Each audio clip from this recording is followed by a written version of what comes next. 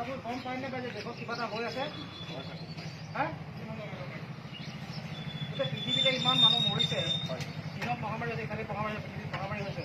এতিয়া সমগ্ৰ দেশত লগ আউট হৈছে। প্ৰধানমন্ত্ৰীয়ে আকৌ ইমান ৰিকুৱেষ্ট কৰিছে, গভৰ্ণমেণ্টে ইনষ্ট্ৰাকশ্যন দিছে।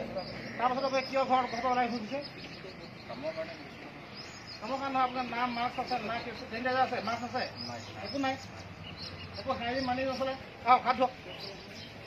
গেপ মেইনটেইন কৰক।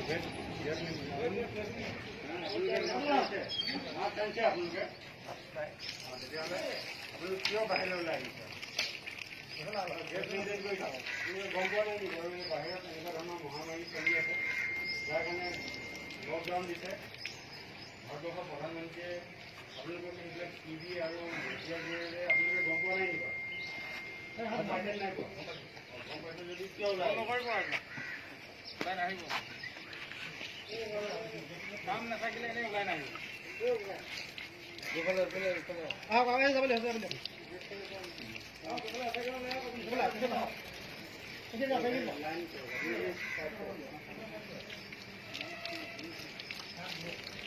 আহিলে কথা ক'ব নোৱাৰে। কিয় ওলাই আহিছে ঘৰখন?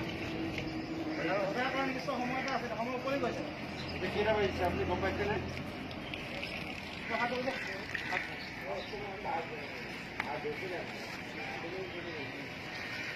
ঘৰৰ ওলালে মাস্ক লগাই ওলাব। ঘৰৰ পৰা সোমাই গৈ ঘৰত হাত ধুই চেনিটাইজাৰ লগাব। ঠিক আছে।